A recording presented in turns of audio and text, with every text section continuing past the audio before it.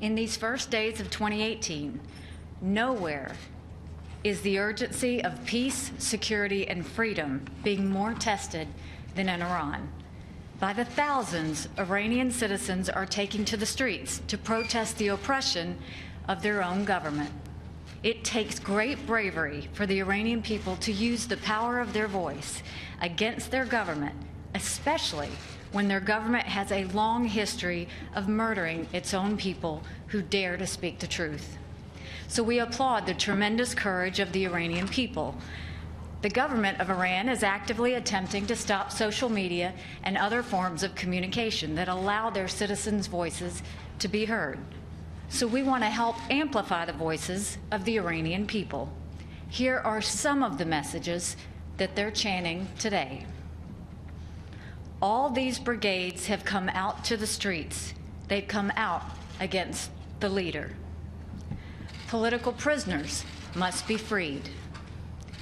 Independence, freedom, Iranian Republic. Neither Gaza nor Lebanon, my life only for Iran. Let go of Syria, think of us. We will die, but we'll take Iran back. Don't be afraid, we're all together. And in reference to the Supreme Leader, quote, feel some shame, let go of the country. Those are not my words. Those are not the words of the United States. Those are the words of the brave people of Iran. Now the Iranian dictatorship is trying to do what it always does, which is to say that the protests were designed by Iran's enemies. We all know that's complete nonsense. The demonstrations are completely spontaneous. They are virtually in every city in Iran.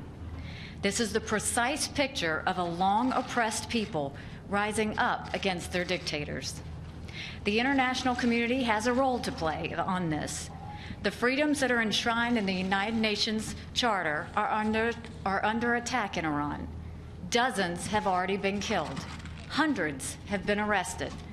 If the Iranian dictatorship's history is any guide, we can expect more outrageous abuses in the days to come. The UN must speak out. In the days ahead, we will be calling for an emergency session, both here in New York and at the Human Rights Council in Geneva. We must not be silent.